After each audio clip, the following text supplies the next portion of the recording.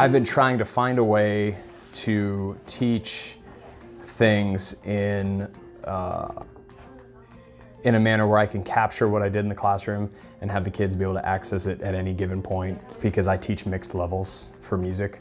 So I've got so many different ability levels stacked within the same classroom. So being able to create slideshows that are more than that, interactive with lots of different options built in, was I just immediately knew. It really makes them think outside the box.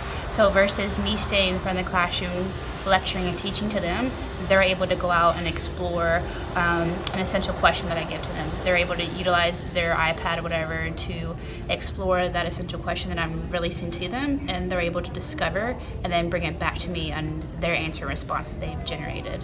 So in terms of the differentiated instruction, the data really helps because it shows me if students are understanding the questions that I'm asking.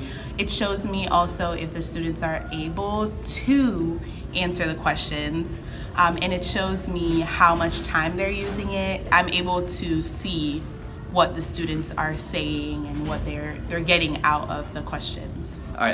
They're very impatient, so they want to be doing something now. And Nearpod allows them to actually do it now.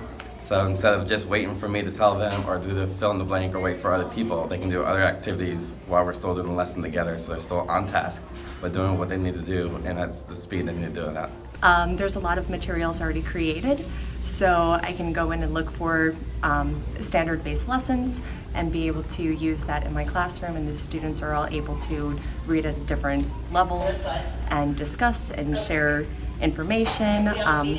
There's polls on there so that they can see how well they learned, using how they felt they did with that lesson. So just a variety of ways of using it.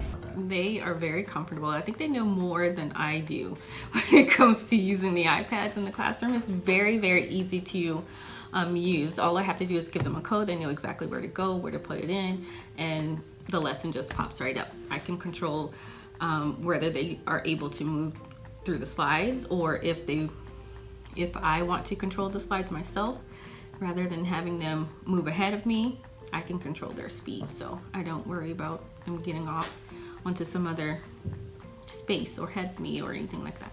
I've used it for professional development of teachers, but I've also used it for our half days when we are using social emotional learning going on in our high school classrooms.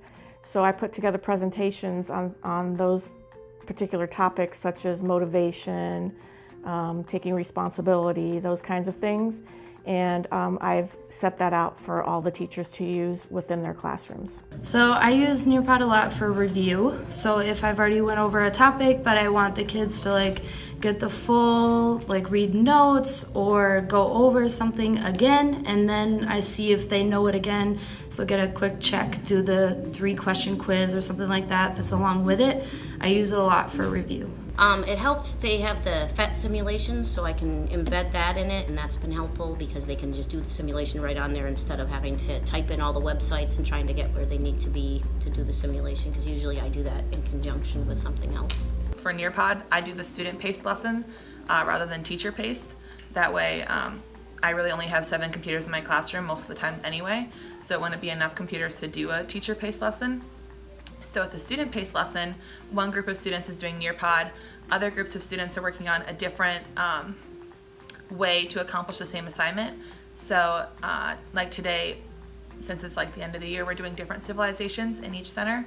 One center is based in Rome, which we're having the Nearpod for. Another center is Africa, another center is ancient Arabia.